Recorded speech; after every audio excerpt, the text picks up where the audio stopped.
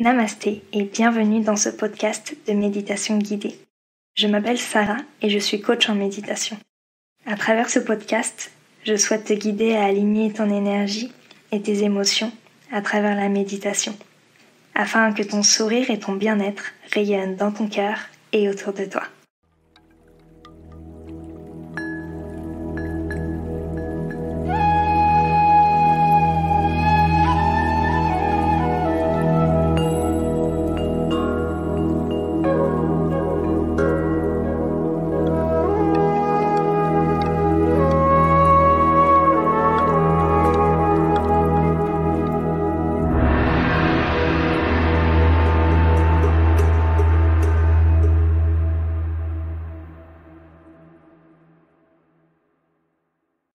Aujourd'hui, j'ai le plaisir de retrouver Lisa. Lisa, je suis ravie de te retrouver aujourd'hui. Merci pour le temps et l'énergie qu'on va mettre dans cette interview. C'était important pour moi de t'interviewer parce que ton parcours est très inspirant et enrichissant et la méditation prend de plus en plus de place dans ta vie. Et le but de ce podcast, c'est d'inspirer avec la méditation et les expériences de chacun. Donc, je suis très heureuse de te retrouver.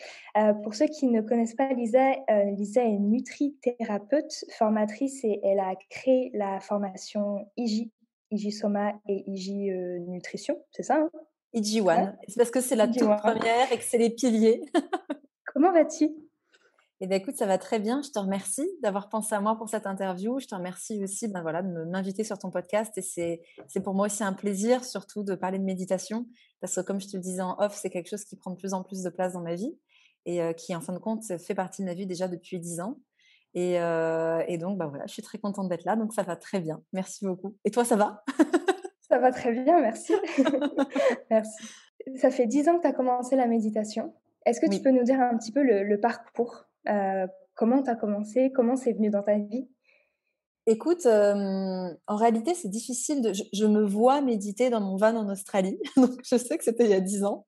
En réalité, je pense qu'il y a beaucoup de choses qui ont commencé assez jeune parce que je me suis toujours beaucoup intéressée à la nutrition. Hem, je pense qu'il y a eu un déclencheur qui a été d'abord le fait que j'ai dû arrêter de monter à cheval à cause de problèmes de dos. J'ai eu un kiné qui m'a dit que je pourrais jamais plus remonter alors que j'avais pas quelque chose de très grave et de là, je me suis dit: «OK, je vais m'entraîner dans une salle de sport, je vais muscler mon dos, je vais commencer à faire attention à ce que je mange». Donc il y a eu tout il y a eu déjà des premiers déclics.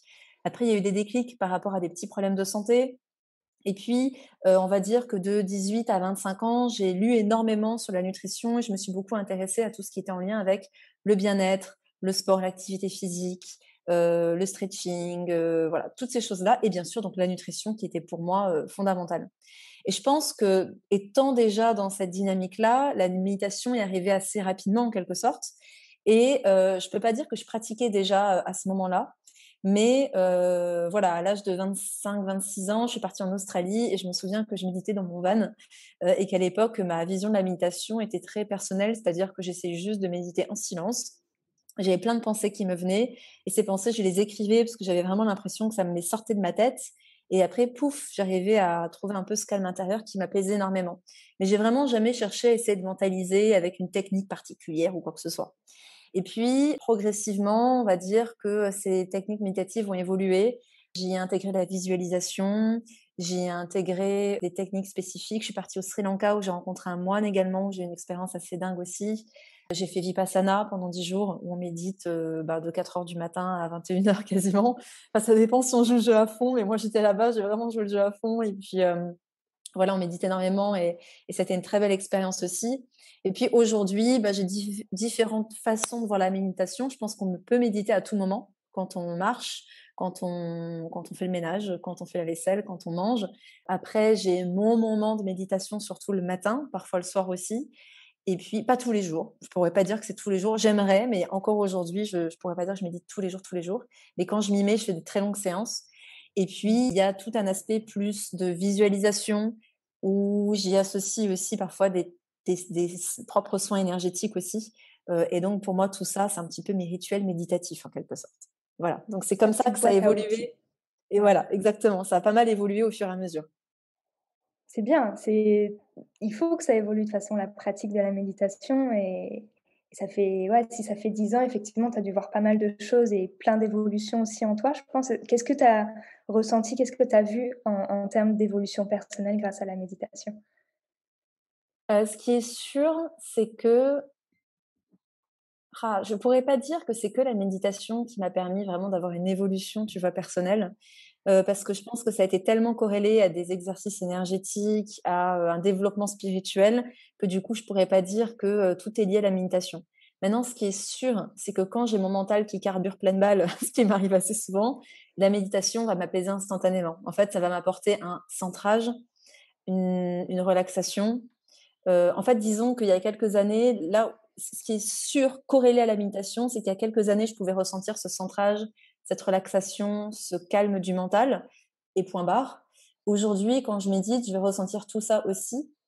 Je vais me sentir plus ancrée aussi et je vais ressentir des expansions de conscience. C'est-à-dire que Mmh. je vais commencer à toucher à quelque chose qui,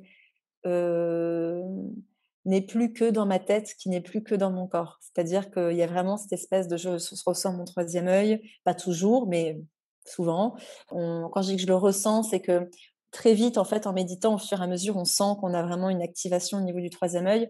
Mais après, ça va être des couleurs, ou ça va être quand je dis des couleurs, c'est pas tant que je vais les voir, c'est que je les ressens et c'est différent, en fait. Mmh. C'est-à-dire que, en général, moi, quand je médite, je pars dans un noir profond et c'est dans ces moments-là que je pense que je suis dans un certain état, cérébral. C'est-à-dire qu'il y a certaines ondes parce que je me sens vraiment dans un silence et un calme absolu et c'est dans ces moments-là que je vais pas voir des couleurs, ce serait pas le bon mot, je les ressens et ça m'arrive de plus en plus. Pour le coup, c'est des choses que j'avais pas du tout il y a 10 ans et je sens que c'est vraiment des énergies plus qu'autre chose, qui sont que de l'amour et que de la guérison, en fait. Ouais. Et c'est très, très beau quand je vis ces moments-là. Des fois, c'est plein de pensées qui viennent parce qu'en fait, c'est des choses qui me turlupinent et qui ont besoin d'être sorties. Donc, je le vois jamais de manière négative, tu vois. Mais même à l'époque, en fait, en réalité, ça a toujours été OK, c'est là. Et le fait de le poser sur papier au début me permettait de dire OK, je le pose. C'est juste que c'est des choses qui me turlupinent en ce moment et c'est OK, en fait. Donc, je l'écris. Et puis, du coup, après, ça me permet d'aller plus loin dans la pratique. Mais c'est sûr que, la méditation, en tout cas, je pense qu'à toute personne et moi la première, ça m'a vraiment apporté cet aspect, de j'ai les clés et je peux, reprendre le pouvoir sur mes pensées envahissantes, sur un mental qui va trop vite, sur une suractivation du système nerveux, sur Mmh. un excès de stress, sur un manque de sommeil. Parce que dès qu'on médite, ben, on voit que tous ces aspects-là s'améliorent. Donc, voilà. Totalement. Puis on se rassure, on se sent en sécurité, beaucoup plus ancré aussi, donc tout ça, ça joue Tout à fait. et dans ta pratique, est-ce qu'au début, c'était, la méditation, tu disais que tu parlais de visualisation et de faire le vide, en fait, de faire le silence, à l'intérieur de toi. Est-ce Mmh. que tu as senti un petit peu que la méditation a évolué, mais plutôt en termes de spiritualité? Est-ce que tu as commencé un peu la méditation en calmant l'esprit, très, terre à terre, je dirais, et après, hop, ça a enchaîné sur, une éveil, spirituel? Ou ça a Ouais, été un outil en tout cas pour ton éveil spirituel? c'est ça, c'est que tout est intercorrélé en fait, en quelque sorte. C'est un petit peu, j'ai toujours été intéressée par la spiritualité. Alors tu sais, au début, tu commences avec, les pierres et puis, leur symbolique et puis après tu commences même si les pierres, c'est avant tout thérapeutique aussi, énergétique. Mais en fait, pour moi, c'est un petit peu comme quand j'enseigne la nutrition. Je dis: «On se nourrit pas que de ce qu'il y a dans l'assiette». On va se nourrir, on a plusieurs corps, on a notre corps énergétique, émotionnel, mental, spirituel et en fait, tout ça doit être intégré pour être nourri sur tous les plans. Et en fait, je Mmh. pense que la lithothérapie peut être utilisée sur le plan physique, énergétique, mental, émotionnel, spirituel. La méditation, pareil. C'est-à-dire que la méditation, tout comme la cohérence cardiaque, c'est des choses qui peuvent tout à fait nous servir juste sur un plan physiologique. On peut, grâce aux recherches, on sait que la méditation, on sait que la cohérence cardiaque permet de, justement diminuer les niveaux de stress. En les pratiquant 5 minutes 3 fois par jour pour la cohérence cardiaque, on a une baisse de 20 du niveau de cortisol. Oui, on le sait, mais on se rend compte aussi qu'à force de pratique, on va aller toucher autre chose. Tu disais justement tout à l'heure que j'ai créé l'académie et notamment donc il y a IG1 et il y a IG Soma que, j'ai coécrit avec Steven. Donc Steven Géranton, lui, il est instructeur Soma, donc il a traduit la formation, puis il y a ajouté sa touche. Puis moi, j'y apporte ma touche de nutrition santé avec une Mmh. approche un peu plus holistique de la santé. Et c'est vrai que là aussi, en fait, avec Iji Soma, on se rend compte que la cohérence cardiaque et la technique respiratoire certes, va améliorer plein de systèmes dans notre corps, notre système nerveux, notre système hormonal, notre système immunitaire, parce que pour la petite parenthèse, je pense que c'est important de le dire, en fait, il faut savoir que notre cœur va suivre des rythmes différents. En général, il a 2 modèles. On parle de cohérence et incohérence. Et en fait, ces rythmes-là sont liés à des émotions et notamment aux émotions que l'on ressent. Et cette cohérence cardiaque ou non, en fait, va influer sur la synchronisation donc, de ces différents rythmes. Donc, rythme cérébral, rythme du système nerveux, hormonal, immunitaire. Et en fait, Mmh. on sait que le cœur a son propre système nerveux avec son propre champ électromagnétique et que selon les études menées par Gary Schwartz, il est 500 fois plus puissant que celui émis par le cerveau. Donc, on a déjà un propre système nerveux à ce niveau-là qui va émettre certaines ondes. Et en fait, oui, sur un plan physiologique et de gestion du stress, etc., on va avoir des effets, mais on le voit avec les 1000 élèves qui suivent du soma, qu'il se passe plein d'autres trucs quand tu fais du soma. C'est-à-dire qu'il y a des expansions de conscience, il y a des éveils de Kundalini, il y a des libérations émotionnelles, et c'est prouvé par des personnes avec qui l'équipe soma anglaise a travaillé avec du personnel de la NASA. Ils se sont rendus compte qu'au bout de 46 à 47 minutes de pratique de soma, on a une balance des ondes cérébrales, notamment des ondes θ et alpha, qui se retrouvent normalement quand il y a des grosses libérations traumatiques. Donc, on voit bien que toutes ces techniques-là, forcément, quand on commence à les pratiquer de plus en plus et de plus en plus régulièrement, et vraiment en se prêtant à l'exercice, ben, forcément, tu vas commencer à toucher des choses et tu te dis, wow, qu'est-ce que c'est que ce truc? Et c'est vrai que dans la méditation, ben, c'est ça l'avantage, c'est qu'il y a plein de techniques différentes. Moi, c'est vrai qu'aujourd'hui, je vais avoir une méditation avec une musique, avec des sons binauraux, parce que je sais que ça va augmenter ma capacité à vous faire le vide. Ensuite, je vais enchaîner avec ma visualisation, où là, je dis certaines phrases, je me dis certaines affirmations, j'énonce certains serments ou phrases magiques pour moi, en quelque sorte, qui vont aller purifier certains de mes corps, de mes chakras, etc. Et puis, je vais toujours terminer par une méditation en silence. Toujours. Parce que mon but premier dans la méditation, et je pense que si on devait commencer à méditer, c'est comme ça que je le conseillerais toujours, c'est de méditer en silence. Parce que mon objectif premier, que ce soit dans mes exercices énergétiques, que ce soit à travers la méditation, et j'ai même envie de dire mon but premier dans ma vie, c'est justement d'apaiser mon ego et mon mental qui, selon moi, ne doivent surtout pas être supprimés. C'est important de les avoir et c'est pas pour rien qu'on s'est incarné avec un ego et un mental. Si tu veux, je pourrais t'en parler. J'ai fait une expérience sur ayahuasca il y a pas très longtemps et je me suis vue parler à mon ego et c'était hyper intéressant parce que je lui disais que j'avais plein d'amour pour lui en fait et que je le remerciais. Et quand je parlais à mon ego, je voyais un bois comme si ce bois m'apportait à la fois beaucoup de force, beaucoup tu sais, cette espèce de côté pilier, en fait, et ça t'ancre, et Mmh. puis voilà, il y a vraiment ce côté force, et parfois ce côté rigidité aussi. Et en gros, je disais à mon ego, mais merci d'être là, parce que je sais que tu m'apportes ça, mais tu peux aussi des fois me lâcher un peu la grappe, et là, par exemple, où je vis une expérience et où on est safe, lâche-moi, quoi. Laisse-moi partir, laisse-moi vivre mon truc, mais t'inquiète, je t'aime et t'as ton intérêt et j'ai pas du tout envie de dégager mon ego comme on peut l'attendre dans certains trucs New Age. Donc voilà, il y a vraiment cet aspect justement donc comme je le disais, qui dans mon but, c'est d'apaiser cet ego, d'apaiser ce mental pour laisser place au divin en moi. Parce que oui, on parle de ça en méditant aussi, et quand on commence à toucher des choses spirituelles, on le sent, ce divin, on s'y connecte. Et quand je dis divin, c'est ni Dieu, ni Jésus, et encore pourquoi pas. Ça peut être Bouddha, Allah, qui on veut. Pour moi, c'est la source divine, c'est cette énergie qui nous habite tous, c'est cette lumière qu'il y a en nous. Et je dis toujours, et c'est l'une de mes phrases magiques dans mes visualisations, c'est je libère l'espace en moi, je me libère de mes pensées envahissantes pour laisser place à l'amour, à la lumière et au divin en moi. Et c'est juste une manière pour moi de me dire, OK, je me réaligne avec qui je suis profondément et je laisse place à ce qui me traverse et ce qui fait que je vais parler de telle chose, ou je vais écrire sur telle chose, ou je vais créer une académie IDJ, ou j'ai été plagiée pour IDJ et en fait, un jour, je me suis dit: «Mais après tout, j'ai appris d'autres personnes qui ont partagé», et quand j'ai partagé IDJ, je me suis laissée aussi traverser par beaucoup de choses, complètement inconsciemment. On pense que ça vient de nous, mais là, encore une fois, c'est beaucoup l'ego qui nous fait Ouais, dire que c'est mais en réalité, on a appris de plein de gens qui ont la bien générosité de sûr. partager leur savoir et à un moment donné, je me suis dit: «OK, ça n'a pas été fait dans les règles de l'art. Pour moi, la loi du karma est inébranlable, donc chacun son histoire. Je sais ce que j'ai donné dans une vie, l'énergie que j'ai mis. Bah, tant mieux si je suis copiée, parce qu'après tout, ça veut dire que mon travail est de qualité et puis que ça va transmettre encore plus de choses. Et puis, puisque je pars du principe que je suis traversée par tout ça, ben, qu'on se serve presque, j'ai envie de te dire, tu vois. Et c'est sûr que ça, même en méditant il y a 10 ans, je l'aurais pas dit, tu vois. Donc, je pense que la méditation et cet aspect beaucoup plus spirituel et de prendre les choses avec beaucoup plus de recul m'a appris à voir les choses avec un petit peu plus, pas toujours, mais un petit peu plus de sagesse.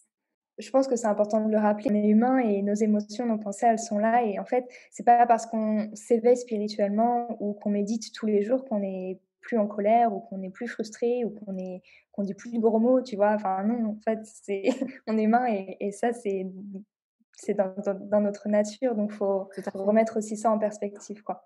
tout à fait. C'est important et ça fait du bien des fois de dire: «Merde», ça permet de mettre ses limites et Mais tout à fait, mais c'est tout à fait ça. En fait, moi, j'ai aussi un problème avec ce côté, tout est juste, il faut laisser passer l'émotion, il faut être calme. Non, en fait, on est des êtres humains. On s'est incarnés dans la dualité, donc à un moment donné, cette dualité, on a le droit de s'y confronter aussi, en fait. Et c'est mmh pour moi, le plus important, c'est de vivre les choses en conscience, en quelque sorte. C'est-à-dire qu'à un moment donné, je suis en colère, bah oui, je suis en colère. Je me souviens, il y a un mois, j'en parlais avec un ami et puis il me disait: «Non, mais te laisse pas, envahir par ces émotions-là, parce que tu sais que la personne, elle réagit avec justement son émotionnel. Je dis, mais et alors, justement, je suis en colère, je le vis en conscience, je sais que ça doit se libérer, ça me passera, mais c'est différent de ah, ça m'énerve et du coup, je vais réagir à tout ça. Non, là, Ouais, je me dis, je vais pas réagir parce que je comprends ce qui se passe et ce qui se joue, mais en tant qu'être humain, je me laisse vivre cette colère et l'exprimer et dire merde, non, bien je vais sûr. poser mes limites parce qu'à un moment donné, je suis aussi incarnée en Lisa Salis Elisa Salis, elle a appris au bout de 35 ans quand même à poser ses limites, tu vois? Et c'est tout à fait ça. C'est qu'en fait, Mmh. ce qui est dommage des fois, c'est que dans la démarche spirituelle, dans la démarche de développement personnel et quand on commence à parler de méditation et ben, très vite, selon moi, on peut partir dans ce côté de: «Oh, il faut dégager l'ego, il faut dégager le mental, ils nous pourrissent, et puis les émotions, il faut rester tout le temps calme, il faut tout le temps que tout soit bien, puis il faut pas lever le ton». Mais c'est complètement faux. Enfin, en tout cas, c'est pas du tout ma manière de voir les choses. Par Je suis contre, de d'accord avec toi. conscientiser, de prendre du recul sur: «Je ne vais pas réagir à ça, je vais l'observer, me laisser traverser par tout ça et puis peut-être tourner ma langue 7 fois avant de vouloir traiter, la personne ou je ne sais quoi». Oui, là oui et en effet, la méditation apporte à ça, permet de prendre Mmh ce recul en fait et de pas se laisser dominer par nos pensées et tout ce qui aurait envie de sortir comme ça. Ouais. Mmh. Ouais, c'est d'accepter tes émotions et de se dire: «OK, là, il y a la colère, elle est Mmh. là, je vais pas la mettre de côté parce que ça va être encore pire» et de se dire: Exactement. «Voilà, je la laisse traverser. Si je dois dire quelque chose, je dis quand je serai prêt». Comme tu dis, tourner sa langue 7 fois ou dormir une bonne nuit, puis voir le lendemain comment on se sent. Mais C'est c'est ça. important, ouais, de de C'est bien tout à fait ça. s'écouter et de laisser, accueillir, tout ce qui peut se passer. Et en reparlant de l'expérience Soma, j'y ai parti enfin, j'ai toujours la formation et c'est vrai que je l'ai fait. Ah ouais. C'est assez fou, c'est Mmh. fou. La même physiquement, tout ce que tu ressens pendant cette méditation, c'est comme si que, alors je sais pas si tu vas me prendre pour une folle, mais comme Non, si non, que ton t'inquiète, tu peux y corps aller. T'inquiète, si tu savais. comme si que ton corps partait en pou pas en poussière, mais en petite poussière de lumière et que tu t'envolais et que ton enfin, je sais pas, qu'il y a quelque chose dans le cœur, au niveau du sacré aussi. Mmh. C'est fort, tu vois? On Ouais, ouais. ressent, c'est ouais, plein de petites paillettes qui Comme une s'expriment comme des dématérialisation. Alors c'est rigolo ce que tu exactement. exprimes parce que je l'ai pas ressenti, lors de Soma. J'ai ressenti d'autres trucs dans Soma. Dans Soma, j'ai toujours énormément de larmes, de gratitude Mmh. qui sortent et j'ai des visions. J'ai vu Indiji dans le futur en fait, lors d'une séance Soma et de là, j'ai tout qui s'est aligné, mais de manière tellement claire en me disant: «Ah OK, c'est de là que je dois aller. OK, j'ai compris» et en fait, c'est ce que tu exprimes là.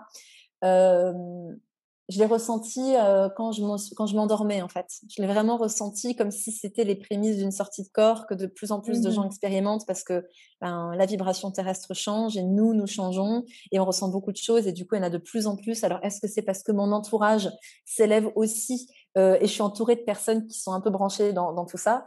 Mais en tout cas, il y a vraiment eu cet aspect de vague de en fait, on se connecte à notre corps énergétique, donc c'est très, très, très bon, hein. C'est la meilleure des drogues, hein.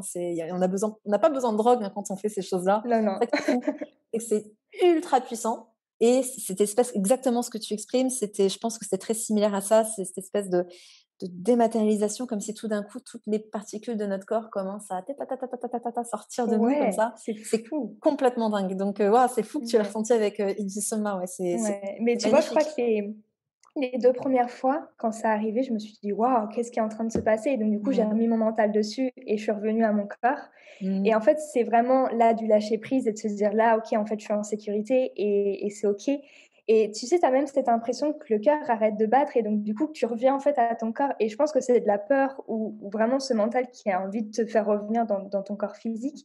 Tout Mais à c'est fait. intéressant de travailler justement sur ton lâcher prise là-dessus et effectivement, je Mhm. pense que la méditation, qu'on la pratique au quotidien ou qu'on la pratique de temps en temps, je pense que ça aide à passer en fait cette peur de lâcher prise et de se dire: «OK, là ça va, je Mhm. peux aller, voyager, je peux faire une sortie de corps, je peux faire ce que je veux, tout va bien» Ouais. et il y a cette notion de lâcher prise qui est importante du coup, Oui, moi, ce qui m'a fait revenir, j'étais en train de m'endormir, en fait. Donc, pour moi, je dormais.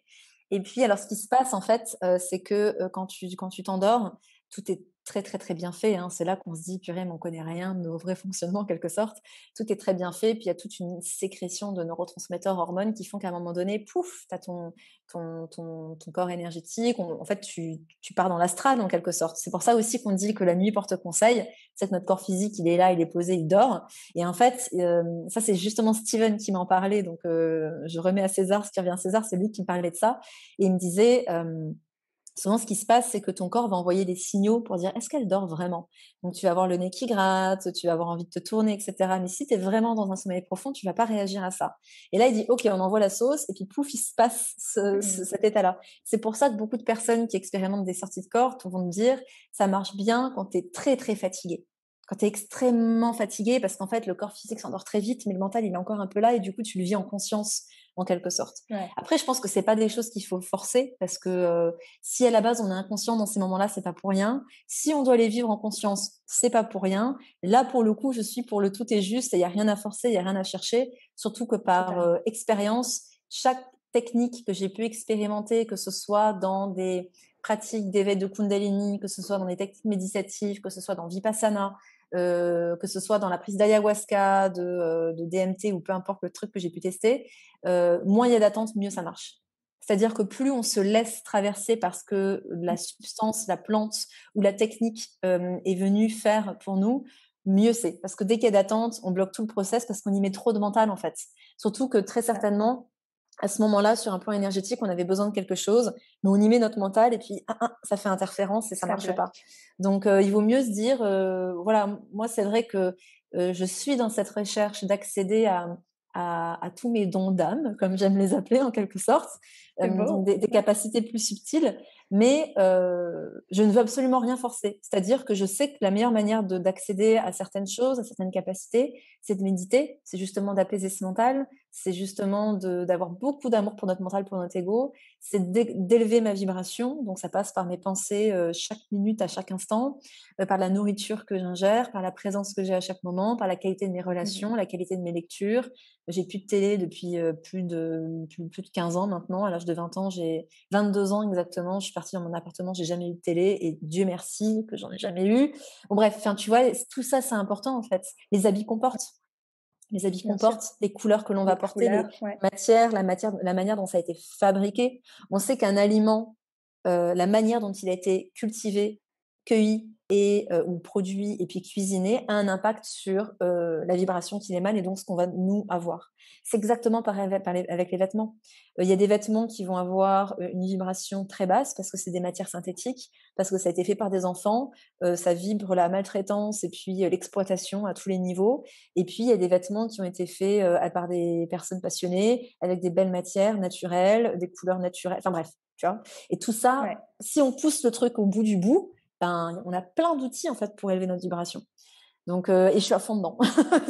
Je réalise que j'en parle très peu en réalité, parce que je suis pour l'instant plus en train de l'expérimenter et je suis plus en train de me nourrir de plein de choses en ce moment. Et moi, j'aime pas trop. J'ai besoin d'avoir ce temps d'imprégnation max et d'avoir suffisamment de recul avant d'en parler. C'est pour ça qu'Ijiwan, je l'ai pas pondu à 10 ans, je l'ai fait que l'an dernier. Et là, c'est un peu pareil. Je sais que j'ai beaucoup de choses à dire sur tout ça, mais chaque chose en son temps, quoi. Ouais, Mm. quand tu es prête. Je pense que quand tu parlais de toutes ces expériences, Le fait de ne pas mettre le mental et d'avoir d'attentes, c'est important, mais aussi de se sentir prêt aussi à vivre tout ça. C'est important et je pense que c'est important de l'expérimenter soi et après de se dire: «OK, là, je suis prête à en parler, je suis prête à le partager». Mais c'est tellement intime, tellement profond et personnel que si on en parle trop vite, est-ce que, on se sentirait pas un peu agressé dans notre bulle? Tu vois ce que je veux dire? Ou Je vois tout on à se fait ce que tu veux sentirait dire. peut-être, donc c'est important de prendre son temps et de le faire quand on est prêt. C'est important de prendre son temps et c'est important de faire ce qui est juste. C'est-à-dire que Ouais. c'est comme pour mes posts, c'est comme pour, mes podcasts. J'ai jamais fait un podcast parce qu'il fallait que je poste. J'ai jamais fait un article parce qu'il fallait que je poste. Je l'ai fait parce qu'à ce moment-là, j'avais envie de parler de ça. Donc tu vois, souvent, en fait, je me rends compte qu'il y a plein de choses que je pourrais partager dans mes podcasts, mais ça va pas me venir spontanément. Mais il y a plein de trucs que j'ai partagés sur des trucs très personnels en interview, parce que là, je me sens dans l'échange avec toi de partager ça, tu Mmh. vois? Donc du coup, je renvoie souvent justement les gens de ma communauté en me disant: «Allez l'écouter parce qu'en fait, je vous dis plein de trucs là-dedans que je dis pas ailleurs». Et, Ouais. et c'est voilà, il faut juste pas forcer. Et puis il y a un truc aussi, vu qu'on est vraiment sur l'aspect énergétique et vibratoire et tout le tintouin, il faut pas sous-estimer l'impact énergétique qu'ont les réseaux sociaux et qu'ont le fait de s'exposer sur les réseaux sociaux. C'est-à-dire que si on pousse le truc Oh au oui. bout du bout, chaque image, chaque vidéo, chaque prise de parole sur des réseaux qui sont où c'est enregistré et où ça vibre très très très bas, je parle de YouTube, d'Instagram, ce genre de choses, ben ça nous impacte en fait. Et c'est vrai qu'il faut aussi être vigilant à ça. Et je pense qu'avant de se lancer, justement, comme tu dis, sur des discours et des choses, il faut être très au clair sur qu'est-ce qu'on veut partager, très au clair sur je me détache de la vie des autres. C'est-à-dire que moi, aujourd'hui, justement, je pense qu'il y a encore quelques années, je t'aurais jamais parlé comme ça en live ou sur mes réseaux de sortie de corps, de méditation. Peut-être pas de méditation, mais de voilà, bref, de tout ce qu'on a cité jusque-là, alors qu'aujourd'hui, j'ai juste aucun problème avec ça. Et je sais pertinemment qu'il y a des gens qui vont dire: «Non, mais alors elle est complètement chez père».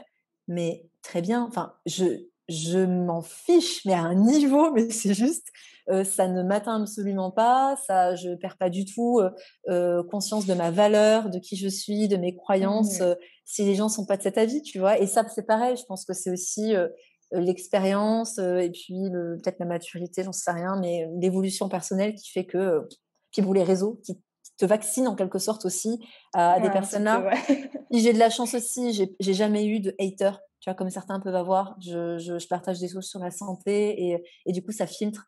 Forcément, les personnes qui me suivent sont déjà des personnes qui ont un minimum Mmh. de conscience. Même si elles sont pas d'accord, elles vont dire: «OK, je suis pas d'accord, mais je respecte». Donc j'ai jamais vraiment eu d'attaque, tu vois? Et Ouais. quand bien même il y en aurait, qui passent leur chemin et puis c'est OK. Et je fais suffisamment de travail énergétique aussi pour tu vois, rester, Pour te ouais. intègre en quelque sorte. Et puis, j'aime pas dire le mot protéger, mais voilà, me pas laisser affecter par tout ça, quoi. Mmh. Et du coup, en technique énergétique, qu'est-ce que tu pratiques? Ah bah, écoute, je pense qu'il y a plein de choses que je fais maintenant de manière, très spontanée. C'est-à-dire que déjà, je suis, très attentive. Je dirais pas de manière récurrente, mais presque inconscient, en fait, en réalité, ben, justement, à l'aspect vibratoire. Parce qu'en fait, ce qui nous affecte quand tu vibres haut, il y a plein de choses que qui vont plus t'atteindre. Par exemple, Mmh. les attaques Totalement. virales, il y a certains virus, dont certains dont on parle aujourd'hui, quand tu vibres haut, ben, bizarrement, tu es pas malade. Ça paraît dingue, Ouais. mais la médecine quantique nous le montre, en fait.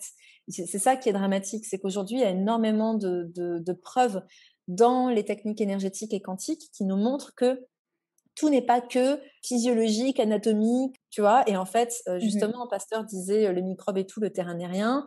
À l'inverse, on sait, surtout en tant que naturopathe, nutrithérapeute, que le terrain est tout et le microbe en est rien. Et d'ailleurs, Pasteur a avoué sur son lit de mort qu'en effet, c'était plutôt ça la vérité. Et ce terrain, c'est pas que mon microbiote, mon écosystème intestinal. Oui, c'est important, mais aussi l'aspect vibratoire, émotionnel, énergétique et tout le tintouin, parce nous sommes des êtres holistiques. Et donc, du coup, tout ce qui va affecter tous ces plans, je vais y faire attention. C'est-à-dire qu'aujourd'hui, ben, 90% de ce que je consomme en vêtements, ça va être des choses éthiques. Dans l'alimentation, justement, aujourd'hui, je sens que ça m'affecte. Ça fait quasiment 3 mois que je suis en vadrouille. J'ai passé 2 mois au Mexique, j'ai passé un mois au Portugal pour trouver mon nouveau logement et je commande que des plats. Alors évidemment, je prends des plats qui sont les plus simples possibles, mais on n'est pas sur des choses que j'ai cuisinées moi, on n'est pas sur du Mmh. bio et je sens que ça m'affecte. Je sens que au niveau digestif, c'est pas aussi bien qu'avant et surtout au niveau énergétique, c'est pas aussi bien qu'avant parce que je le sens dans mon énergie. Et là, il me tarde, tu vois, d'être chez moi. Donc, je vais faire attention à ma nutrition, je vais faire attention à l'eau que je bois, je vais faire attention à ce que je porte, je vais essayer de faire attention à mes pensées. Et quand je vois que mon mental, il carbure, je me dis, OK, là, je vais me faire une bonne séance de méditation parce qu'il est temps. Dès que j'arrive dans un lieu, je fais un reset énergétique. Donc, j'ai des restes de Palo Santo. Tu vois, je les ai toujours près de moi. J'ai des restes de Palo Ah, Santo, de sauge. Alors maintenant, Palo Santo, je n'en achète plus parce qu'écologiquement, c'est pas ouf. ouais, Mais c'est pas sinon, j'ai de la terrible. sauge blanche, j'ai d'autres herbes aussi qui permettent de purifier les lieux.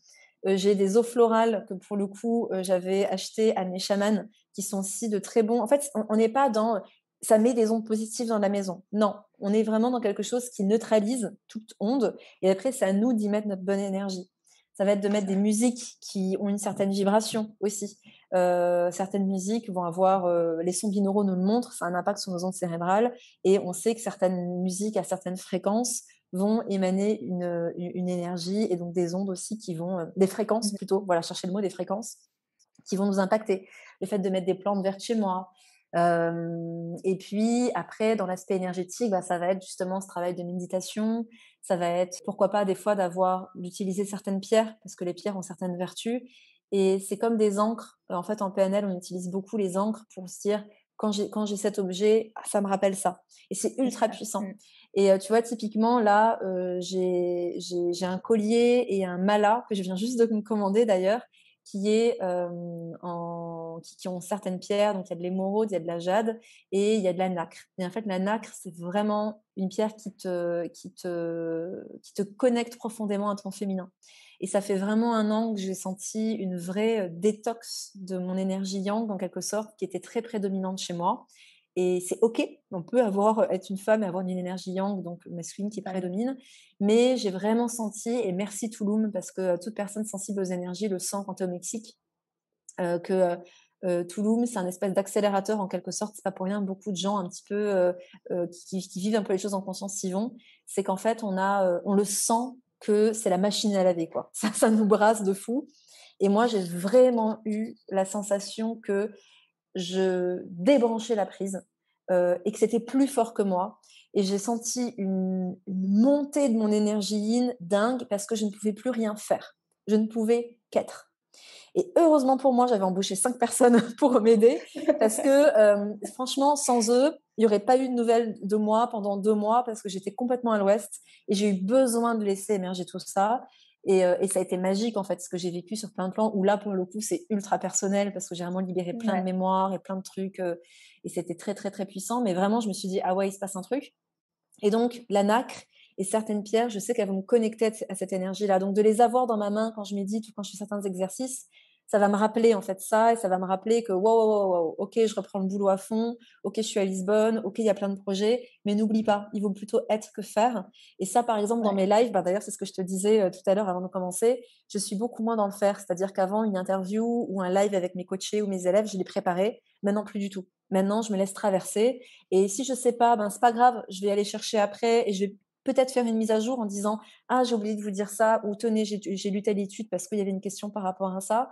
Mais je me suis rendu compte de la puissance de vraiment faire confiance à qui je suis plutôt que ce que je fais.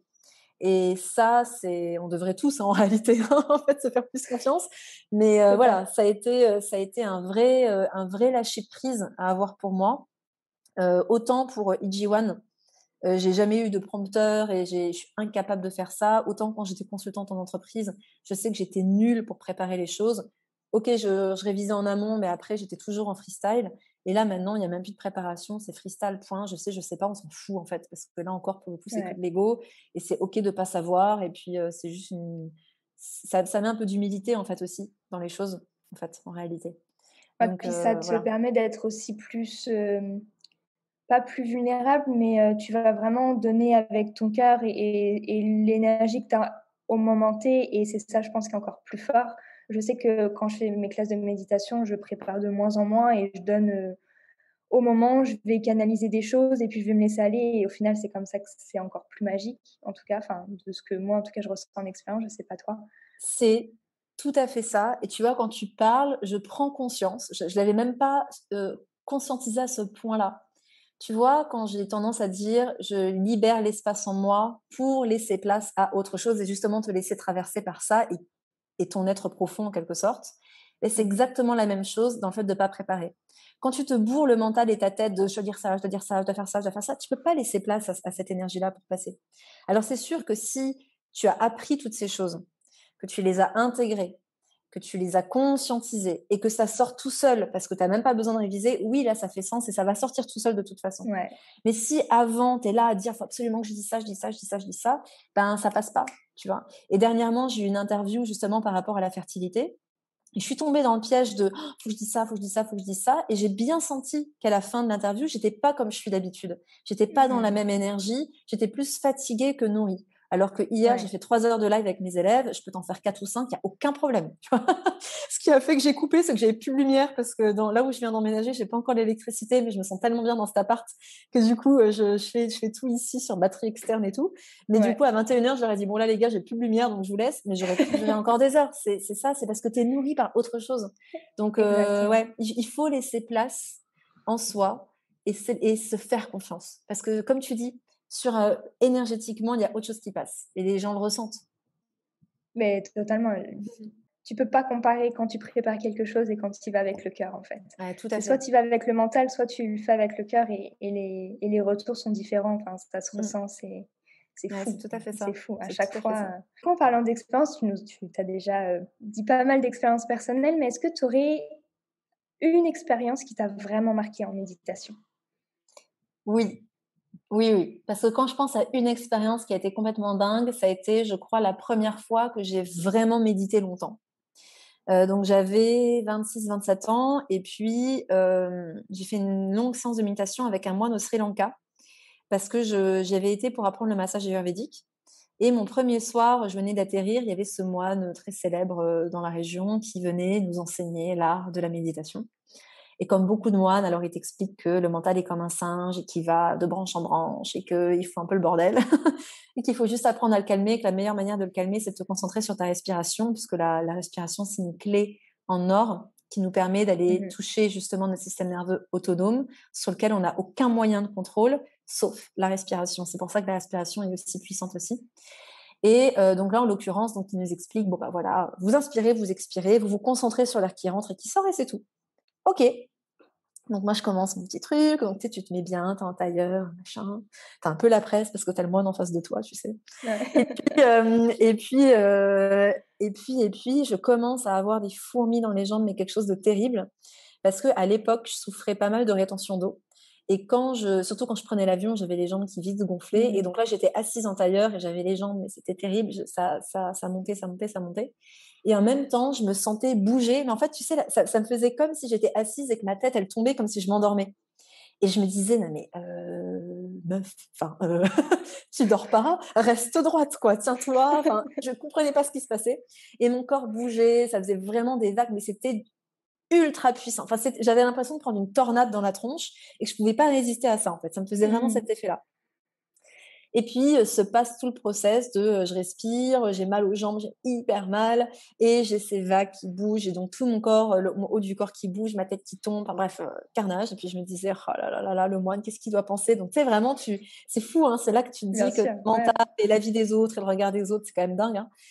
Et puis tout d'un coup, cette douleur est devenue tellement intense que j'ai ressenti une explosion extrêmement j'allais dire bénéfique, mais c'est bénéfique, agréable, magnifique, douce et extrêmement puissante à la fois dans tout mon corps, dans toutes mes cellules et autour de mon corps. C'est-à-dire que toute cette énergie qui était là dans mes jambes et qui vibrait, etc., c'est comme si elle avait permis une équilibration de plein de choses pour laisser cette énergie se diffuser dans tout mon corps. Et là, ça a été incroyable parce que j'ai eu la sensation que j'avais comme une barre qui me tenait extrêmement droite, c'est-à-dire que d'un coup d'un seul, je me suis retrouvée hyper droite, à la fois extrêmement ancrée au niveau des jambes et de mon sacrum et complètement étirée au niveau de la tête, avec cette énergie, mais d'une vibration, mais j'ai jamais vécu ça de toute ma vie, tu vois, de toute ma vie, même soit ayahuasca ou autre, j'ai jamais vécu un truc pareil, hyper fort, et tout était vibrant. Mais vibrant, c'est indescriptible la vibration que j'ai pu ressentir. Et ce qui a été terrible, c'est que quasiment quelques minutes après ça, le moine a dit bon bah c'est bon, vous pouvez sortir de votre méditation. Et encore une fois, je me suis dit, bon, ben, je vais pas rester toute seule comme ça dans la salle à méditer, donc j'arrête. Mais pire connerie de ma vie. Parce qu'en fait, j'aurais aujourd'hui, si j'y retournais, purée, mais je serais restée là, c'est pas grave, partez, allez-vous-en, moi je reste là et je kiffe ce moment parce que c'était exceptionnel. Et je ne l'ai vécu qu'une fois. Pour moi, ça a vraiment été, regarde ce que tu peux atteindre. Donc continue. Ça a vraiment été ça. Tu vois, c'est pareil, j'ai eu un mois de dingue où j'ai pas arrêté et j'ai vraiment conscientisé avec le temps et avec tous les voyages que j'ai pu faire que mon environnement est extrêmement important. Et à force d'être dans les valises, là par exemple, bah, tu vois, j'ai un Airbnb où j'ai l'électricité, mais je viens travailler dans mon appartement, parce que du coup je suis en plein déménagement, j'ai pas d'espace, j'ai rien, j'ai plus de mal à faire mes routines. J'ai besoin d'avoir mon espace, mon cocon, et Mmh. là dans des Airbnb hautes, j'ai du mal. Et puis dimanche, je me suis dit non, non, mais là faut que je médite parce que c'est plus possible. Et je me suis posée et en fait j'ai fait toutes mes méditations pendant 1 heure et demie et j'ai rarement ressenti autant de belles choses, autant de voilà, bah, de ces fameuses énergies qui viennent te nourrir, te guérir et autres. Et je me suis dit: «OK, c'est vraiment des beaux messages de keep going», tu vois? Parce qu'il y a ça qui t'attend et il faut Mmh. persévérer en quelque sorte, tu vois? Donc pour Fais-toi moi, confiance, ouais. c'est ça. Et cette première séance de méditation, ça a vraiment été, continue parce que tu peux aller loin et tu vas pas le revivre de sitôt parce qu'il faut que tu y arrives par toi-même maintenant. J'ai vraiment senti que j'ai eu un coup de pouce ce jour-là et je sais que le regard Mmh. bienveillant de ce moine m'a beaucoup aidée et que l'énergie qu'il y avait dans la salle m'a beaucoup aidée. Ça me donne des frissons, c'est beau. Ouais, c'est splendide, hein, et tu peux pas en fait, c'est ça qui est fou, c'est que, moi, je suis toujours désolée des personnes qui se permettent de juger et de se dire que tout ça, c'est du bullshit, alors qu'elles ne s'y sont même pas intéressées 3 minutes et qui n'ont pas pu expérimenter ça. Parce que quand tu expérimentes ce genre de choses, tu peux plus, nier. Tu peux plus nier, en fait, c'est comme la nutrition, c'est comme le covid. Beaucoup de personnes partagent leur avis, leur colère et leurs émotions négatives par rapport à des choses où ils ne se sont même pas intéressés 3 minutes à ça. Et c'est pour ça qu'à un moment donné, c'est ce que je dis à mes élèves me disent: «Mais c'est dur quand tu changes d'alimentation, quand tu commences justement à travailler plus sur les plans énergétiques, on peut te regarder avec des gros yeux». Et je leur dis, je dis: «Mais laissez-les faire, ne tombez surtout pas dans le panneau d'essayer de leur répondre, parce que vous allez être face à des murs. Ça sert à rien de mettre de l'énergie là-dedans, je l'ai trop expérimenté. Il vaut mieux faire son chemin, enseigner par l'exemple, faire sa route et puis voilà et puis laisser parler, c'est tout. Même encore aujourd'hui, on me demande Ouais. mon avis sur le covid sur les réseaux sociaux. Je dis: «Écoutez, je l'ai suffisamment exprimé, entre mars et août 2020. Vous avez mon opinion, mes articles, mes solutions alternatives de A à Z sur tout mon contenu. Donc maintenant, ce qui est sûr, c'est que moi, maintenant, je trace ma route et je sais où je vais. Qui veut m'accompagner, très bien. Mais voilà, maintenant, je vois le monde qu'on veut construire, la santé qu'on veut Ouais. construire, la santé qu'on veut préserver au lieu d'essayer de la rattraper. Et puis je laisse couler les personnes qui ne sont pas d'accord avec ça, parce que de toute façon, on sera peut-être jamais d'accord et c'est complètement OK, chacun sa route, quoi, tout simplement. C'est ça. Et puis même quand tu dis mettre de l'énergie dans ça, si tu es face à un mur, ça sert à rien et c'est toi qui vas t'épuiser et ça est-ce que ça vaut le coup? Je sais Pas pas. du tout. Franchement, des Pas fois, ça vaut pas le coup. Non, Mmh. ça vaut pas le coup. Il vaut mieux passer ce temps justement à continuer ce qu'on fait, encore une fois, pour enseigner par l'exemple. Le meilleur exemple que j'ai, c'est la Totalement. nutrition. La nutrition, j'ai jamais dit à qui que ce soit dans mon entourage: «Tu devrais faire ci, tu devrais faire ça». Si on me le demande, je réponds volontiers, mais je l'ai jamais dit. Et puis je me rends compte qu'en fait, avec le temps, c'est mes amis et ma famille qui viennent me chercher en me disant, «Eh dis Mmh. donc, c'est fou, tu une belle peau, tu pètes la forme, tu rentres dans tes jeans de quand tu avais 18 ans» et compagnie et compagnie. Et donc voilà, et en fait, c'est en enseignant justement, ben, par l'exemple qu'en fin de compte après, ben, les gens viennent nous demander les infos et très souvent, c'est pas nos proches et c'est pas notre famille, ils ne le feront jamais et c'est pas eux qu'on peut aider. On peut que aider des gens qui sont Mmh. en demande. Donc on fait son chemin et puis on laisse venir les gens à nous quand ils ont besoin d'un conseil ou autre et puis le reste, on fait ce qui est bon pour nous. Point Ouais. barre. Point barre. C'est, le meilleur des conseils, je pense. Parce que, c'est vrai que quand tu commences à rentrer dans cet éveil spirituel, à cet éveil holistique, parce que du coup, quand tu prends conscience que tout est lié, que ta nutrition, que ce que tu vois, ce que tu ressens, tout est lié, tu as envie de partager à tes proches, tu as envie de montrer: «Mais regardez, c'est possible!» mais s'ils sont pas prêts, on peut rien faire pour eux et c'est dur, tu vois? Parce que quand tu sais qu'ils sont pas prêts, mais que tu as les clés, c'est compliqué. Donc ouais, comme tu dis, en fait, montrer l'exemple, montrer que ça va, que même en changeant d'alimentation, en méditant, en faisant ci, en faisant ça, tu te sens bien, tu te sens mieux. Ça va leur montrer que c'est possible et qu'il y a d'autres chemins, quoi. Donc ouais, effectivement, Tout à faire ce qui est fait. bon pour nous et faire Tout donner à l'exemple. fait, et Mmh. peut-être que ce qu'ils sont en train de faire est bon pour eux. En fait, c'est ça Exactement. aussi, Ouais. c'est-à-dire que ce qui est bon pour nous n'est pas pour l'autre. Peut-être que moi, je m'épanouis parfaitement dans ce chemin de plus en plus spirituel, et cetera. Peut-être que pour d'autres, c'est pas ce qu'il leur faut et c'est OK, en fait. Et c'est vrai Mmh. qu'on peut avoir cette fâcheuse tendance de, dès qu'on est, voilà, à vivre des expériences de dingue, de le cri sur tous les toits, de dire: «Non mais moi, ça y est, c'est bon, j'ai vécu tel truc». Ben oui, et so what en fait? Tu vois? C'est ton histoire, c'est ton expérience, laisse les gens Ouais. faire leur chemin, vis le truc pour toi et de toute façon, je pense que quand on se connecte à quelque chose qui vient vraiment du cœur et qui est vraiment dans quelque chose de juste et d'aligné, on n'a pas besoin d'en parler en fait, tu vois? C'est-à-dire que oui, quand on va te solliciter et oui, quand tu as envie d'enseigner sur ça parce que tu as des demandes et autres, très bien, mais tu pas forcément besoin d'essayer de convaincre la terre entière, au contraire. Et il y a quelque chose pour le coup Ouais. que j'ai ressenti d'extrêmement fort quand j'étais, à Touloum, c'est je pense, ce qui s'approche le plus de l'amour inconditionnel. C'est-à-dire que je me sentais amoureuse de tout le monde, mais pas dans l'attachement et pas dans, l'attirance sexuelle ou dans, c'était de l'amour pur de: «Mais qu'est-ce que je les aime, en fait, et quoi qu'il se passe, je les aime». Et en fait, c'est intéressant parce que j'entendais une femme en parler, dernièrement sur une vidéo, sur YouTube. En plus, je suis tombée assez «par hasard» entre guillemets dessus Mmh. et elle parlait justement de cet amour inconditionnel qui nous apporte un certain détachement et je me suis dit: «C'est fou» parce qu'elle a vraiment mis des mots sur les choses. C'est-à-dire sur les choses que je ressentais en tout cas. C'est-à-dire que, heu, je me rends compte qu'il y a beaucoup de personnes qui sont extrêmement sensibles aux émotions des autres, aux avis des autres, aux douleurs des autres, à toutes ces choses et tu as l'impression qu'ils sont bien que si tout va bien et sinon c'est des éponges. Et en fait, il y a déjà certainement un travail d'ancrage à faire parce que quand on est ultra sensible comme ça, il faut vraiment s'ancrer et puis éliminer aussi ce qui n'est pas à Totalement. nous.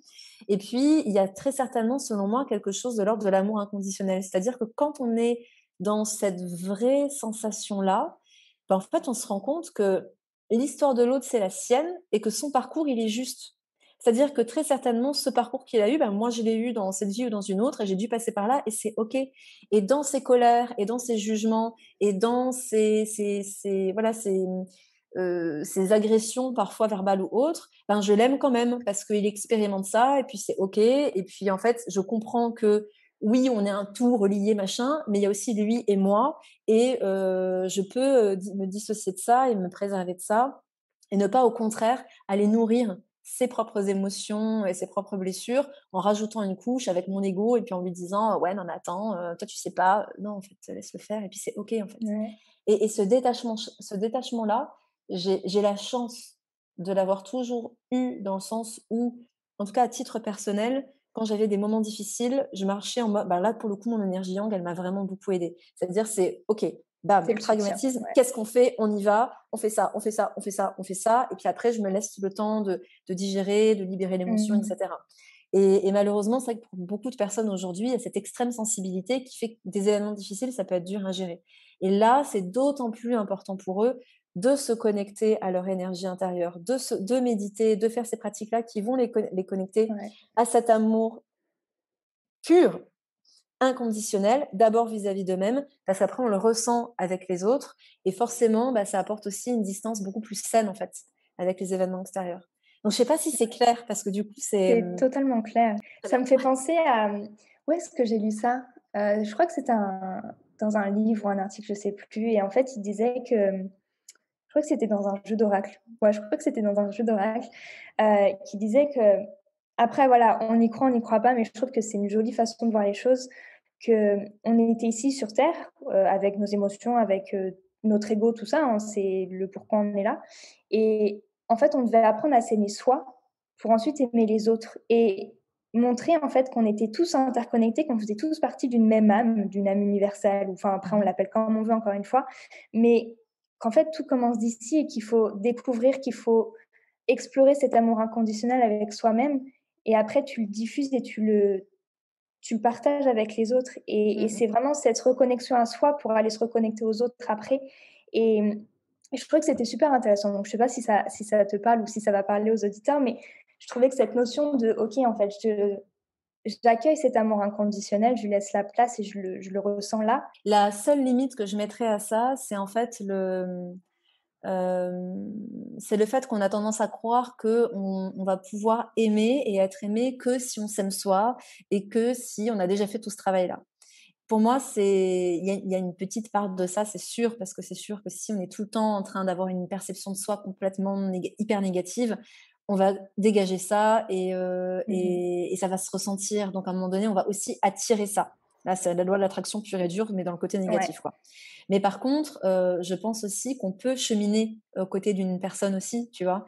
Et parce qu'on voit totalement, ouais. beaucoup dans les oui, pour être aimé, pour être en couple, il faut d'abord s'aimer soi, machin. Oui, mais l'autre va aussi on va aussi attirer des personnes qui parfois vont appuyer là où ça doit appuyer. Totalement, C'est pour ça que je bien pense que sûr. surtout à notre époque, il y a beaucoup de couples qui sont là ensemble quelque temps, puis après c'est, un autre couple, un autre couple, un autre couple et pour moi, c'est OK parce que ça va tellement vite que, nos Mmh. évolutions s'accélèrent et que des fois, on a besoin d'une autre personne pour appuyer sur nos blessures, Totalement, ouais, ouais. pour nous mettre en lumière certaines choses, tu vois? Et du coup, il y a encore une fois, c'est beaucoup plus aidant quand les choses sont vécues en conscience, bien sûr toujours avec respect, mais voilà, c'est le petit ajout que je pourrais faire à ça, c'est Ouais. oui, il est important de se connecter à soi et de se permettre d'expérimenter ça à l'intérieur de soi. Parce qu'après, en fait, c'est même pas que: «Oh, ah, je l'ai ressenti et je vais le donner aux autres». En fait, ça se fait inconsciemment. Ça va se faire naturellement, ouais, En ouais. fait, ça se fait Ça va se inconsciemment, faire c'est-à-dire inconsciemment. Mmh. qu'on vit le truc, en fait. C'est-à-dire qu'on ressent, on se dit: «Waouh, ah, j'ai eu des larmes de gratitude. Ah, j'ai ressenti telle chose. Ah, j'ai médité, j'ai fait ci, j'ai fait ça». Des fois, on va rien sentir pendant 3 ans et c'est OK aussi. Et par Mmh. contre, quand tout ça se met en place, on se rend compte que nos relations changent.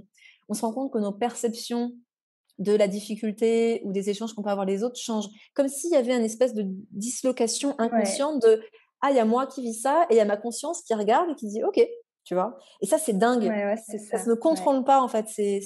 Moi, vraiment, Tulum, ça m'a fait cet effet-là. J'ai dit: «Purée, j'ai l'impression que ça fait 3 mois que je suis dissociée, quoi». Il y a moi et ma conscience, tu vois? C'est Mmh. incroyable. Mais ça se fait tout seul et puis c'est très naturel et puis il y a rien à forcer, en fait. Mais c'est vrai que du Ouais, c'est coup, ça, la effectivement, méditation ouais. est une clé pour y accéder Mmh. plus rapidement, ça c'est évident. Est-ce que tu as, un conseil, pour ceux qui nous écoutent en termes de pratique personnelle ou alors une leçon que tu as appris justement, dans ton éveil, dans ta pratique de la méditation et que ça pourrait justement aider les personnes qui voudraient commencer? No expectation, donc pas d'attente. Ça, c'est hyper Mmh. important. Vraiment pas d'attente parce que c'est comme Soma: «Ah oui, mais tu plein de gens qui voient des couleurs, qui ont des éveils de Kundalini, qui ont des larmes de gratitude, des visions, moi j'ai rien». Pas d'attente, c'est la première des choses, vraiment. Vraiment, vraiment, vraiment. Tout ce qui vous arrive est juste pour vous, donc la seule intention que vous pouvez avoir dans toute pratique ou un exercice énergétique ou méditatif que vous faites, c'est de vivre ce qu'il y a de mieux et de plus juste pour vous, ici et maintenant, dans tous vos corps et on peut aller plus loin, dans toutes vos dimensions. Voilà, c'est votre Mmh. petit mantra que vous pouvez vous dire avant de commencer. Point barre. Et laissez-vous vivre ce qu'il y a à vivre. Si des fois il y a des douleurs qui viennent, s'il y a des pleurs qui viennent, s'il y a une respiration bloquée, s'il y a le mental qui carbure, c'est que vous avez besoin d'expérimenter ça. Moi, il y a des jours, j'ai mon mental qui carbure, je sais pourquoi. C'est parce que justement, j'ai été beaucoup trop polluée de plein de choses, dans une désorganisation telle que là, ça ressort, mais parce que ça a besoin de s'exprimer. C'est un peu comme si on disait: «Oh là là, mon mental, j'essaie de calmer». Ça équivaut à ma colère, j'essaie de la calmer. Mais non, mais libère-la, cette colère, fais ce qu'il y a à Ouais. faire, et puis après, tu vas voir que ça va aller vachement mieux. Bah là, c'est pareil, des fois, il y a des séances de méditation, on a le mental qui part dans tous les sens. OK, ben vas-y, sors tout ce que tu as à sortir et demain, ça ira mieux, en fait.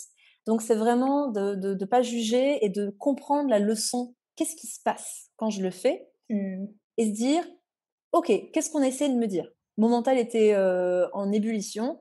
D'accord, bah, peut-être que ça veut dire que je dois me calmer davantage, je vais peut-être prendre plus de moments de pause dans ma journée. Je vais peut-être essayer de me couper, de mon téléphone, de la télé, de tous ces trucs plus tôt avant d'aller me coucher pour vraiment faire des pauses cérébrales, des pauses du mental, par exemple, tu vois? Et puis ensuite, ça va être quand même d'être un minimum constant. Parce que, c'est vraiment dans la constance et la régularité qu'on obtient vraiment des résultats, assez dingues. Ça sert à rien de se faire, 1 heure d'une séance de méditation de dingue tous les 36 du mois. Il vaut mieux vraiment, se faire des séances régulières. Il y a pas d'obligation. Si on peut pas le matin, c'est pas grave, faites-le à midi, faites-le à 16 heures. On a tous 15 minutes dans notre journée. Ouais. On les a tous. Tous et toutes, on les a. C'est qu'une question de choix au final et je me le dis à moi-même aussi, hein, parce qu'il y a bien des jours où j'ai pas pris ces 15 minutes et je me dis: «Franchement, tu pas, quoi». Je me le dis à Non, mais moi-même, ouais, ouais. tu vois? Ouais.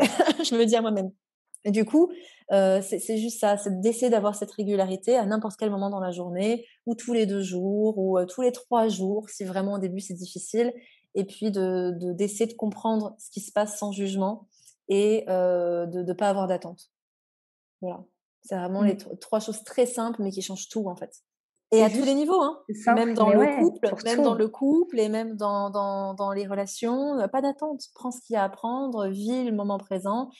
Connecte-toi à tes émotions qui sont le meilleur des curseurs pour dire est-ce que ça va, est-ce que ça va pas, et cetera. Mmh. Et c'est tout. Et quand on est dans cette présence dans le corps, ben, on vit plus les choses en conscience, on est dans le moment présent parce qu'il y a pas mieux que nos émotions pour nous connecter au moment présent aussi. Ouais. Et du coup, c'est OK, en fait. Donc ouais, je pense que pas d'attente, c'est plus important. Puis je le vois avec le recul, les expériences les plus puissantes que j'ai vécues ont toujours été des expériences que j'ai vécues parce que j'avais aucune attente. Limite, je ne savais pas ce qui allait m'arriver, tu vois. J'étais, bon, bah, je fais ce Ouais. truc et c'est tout. Et là, tu vis des trucs de ouf. Ouais. Totalement. Non, c'est vrai, c'est vrai. Je suis en train de penser, ouais, j'ai vécu pas mal de choses quand c'était spontané et que c'était pas prévu et que c'est plein de choses et tu vas sortir plein de choses, tu vas pleurer, tu vas ouais. Donc ouais, le fait Toi, d'être, qu'est-ce que tu as déjà expérimenté je ne sais pas si tu l'as déjà partagé sur ton podcast. Tu as eu une expérience non, justement ultra ouf ouais, j'en ai eu quelques-unes, pas autant que toi, mais j'en ai eu quelques-unes. Je partage pas trop non plus, je trouve que quand on me demande: «Oui, mais sinon voilà», je dis pas: «Ah, j'ai vécu ça et tout», tu vois? J'essaie Mmh. de garder pour moi. Bah, tu vois, ce cours de yoga, c'était il y a 2 ans. J'étais avec Chloé Bloom et Ah ouais. on a décidé de faire on était à Bali, donc on avait décidé de faire un cours de yoga et ça nous parlait pas, je sais plus le nom du yoga, mais c'était un yoga quelque chose et on s'est dit: «Bon allez, on tente». Mmh. Et là, on arrive, il y avait beaucoup de monde dans la salle et c'était un yoga, alors avec le recul, je pense qu'il y avait beaucoup de kundalini et d'énergétique dans ce yoga-là parce que du coup, c'était pas, chien tête en bas ou quoi, mais c'était vraiment, on bouge le bassin, on tu Mmh. vois? Enfin, de la respiration et tout. Et à un moment, donc je sentais que ça montait et je me suis vraiment laissée aller. Au début, j'étais pas à l'aise, je me suis dit: «Bah, allez, les gens, ils dansent un peu bizarrement, est-ce que je le fais? Est-ce que je le fais pas?» Je me suis dit: «J'y suis, bon allez, j'y vais». Je le fais à fond. Sans gêne, je me suis dit: «Je pose ça de côté, c'est bon, on est là, de toute façon, c'est pour vivre l'expérience». Et elle a demandé de toucher l'os là qui est ici. Mmh. C'est de ce côté-là d'ailleurs. Et donc du coup, il fallait en fait prendre conscience de cette partie de ton corps qu'on touche Mmh. jamais, tu vois, cet os-là. Tu fermes les yeux, tu touches et là, j'ai eu une vague d'émotions et je me suis mise à pleurer sans raison particulière et je ne m'arrêtais Mmh. plus. Et Mmh. pendant toute la séance, je n'ai pas arrêté de pleurer. J'étais je n'avais pas de mouchoir en plus, donc c'était horrible. Mais ça m'a vraiment libérée. J'étais fatiguée à la fin, donc je pense que j'ai libéré quelque chose d'assez lourd, tu vois? Bah ouais. Mais je me suis pas demandé après: «Mais qu'est-ce que c'était? Pourquoi?» et cetera. OK, j'ai lâché quelque chose, ça m'a fait du bien, je me suis sentie légère Mmh. et tu vois, c'était pas une expérience de fou, avec des drogues particulières ou quoi que ce soit, tu vois? C'était vraiment de la reconnexion à soi et le fait d'être en conscience et de toucher Mmh. une partie de son corps, tu vois? Mmh. Mmh. Et je pense que ça a été vraiment important pour moi. Après, voilà, j'ai testé plein d'autres trucs aussi, mais ça, c'est une expérience qui m'a vraiment marquée. Mmh. Ouais, et tu vois, Qui m'a je trouve vraiment ça marquée. beau ce que tu dis, c'est que très souvent, dans ce genre d'expérience énergétique, on peut avoir des images, on peut avoir des larmes qui coulent et on se dit: «Mais qu'est-ce que c'est?» Parce que le mental, il a absolument envie de savoir, mais en fait, on Bah, s'en bien sûr, fout, quoi. On mais s'en ouais, fout, le travail se ouais. fait et dites-vous bien que si vous savez pas ce qui se passe, ben, c'est peut-être tant mieux parce que peut-être que vous avez libéré un truc tellement douloureux que c'était peut-être intéressant de pas le revivre et ça avait juste besoin de sortir, en fait. Moi, il y a Mmh. eu pas mal de dès que je vis des choses très fortes, genre en respiration holotropique, je fais des blackouts parce qu'en fait, je libère des trucs tellement vénères que du coup, je suppose, ça c'est purement ma supposition de, bah, tant mieux, si j'ai aucun souvenir de ce qui s'est passé, bah, Ouais. c'est peut-être qu'il fallait pas que je me souvienne. Je sais qu'en tout cas, ce qui me ramène, parce que voilà, en respiration holotropique, ben, voilà, tu te détaches et puis, certaines personnes, voyagent vraiment, ils voient plein de trucs. Moi, c'est pas du tout, mais je sens que je reviens à mon corps parce qu'après je me sens extrêmement lourde et les 2 fois où ça Mmh. m'est arrivé, j'ai ressenti des douleurs affreuses dans mes bras. Donc j'ai senti qu'il y avait vraiment des mémoires qui Qui demandaient se à libérait. sortir et c'est des Ouais. cris qui m'ont fait me dire: «Waouh, ah ouais d'accord, il y avait un truc puissant qui était là» et tant mieux si je m'en souviens pas en fait. Tant mieux, Ouais. tant mieux, tant mieux donc voilà, des fois, il faut juste, en effet, justement ne pas avoir d'attente et puis laisser les larmes Mmh. couler, laisser la douleur venir, respirer dans la douleur. Le Vipassana nous apprend ça aussi, l'impermanence, rien n'est permanent. Donc, même si on fait une respiration, je joue avec Iji Soma, parce que Iji Soma, ça appuie là où ça fait mal. Donc, au début, surtout, on peut avoir des contractions dans les poumons, on peut avoir le chakra de la gorge fermé, on peut avoir des douleurs dans le corps. Ouais, C'est OK, c'est impermanent, c'est là, ça va se passer, ça va diminuer. Donc, on respire, on continue, et puis c'est OK, quoi. Et quand on se dit: «OK, impermanence, c'est bon, allez, on continue» ouais, ça et va c'est aller, chouette, ouais, ça va aller, c'est ouais. ça et tu vois, c'est fou tout ce que tu dis parce que pour arriver à cet état-là, c'est comme si qu'il fallait passer par cette, pas cette douleur ou cette souffrance, mais qu'il fallait passer par, comme tu disais avec ton expérience avec au Sri Lanka, que tu avais Mmh, une douleur et qu'après mmh, ça allait. mmh, Tu vois, il y a quand même cette notion d'inconfort pour mmh. ensuite apprécier, je pense, la pleine expérience. Bah, c'est comme, les médecines chamaniques, les plantes médicinales que l'on prend, ça peut être extrêmement douloureux.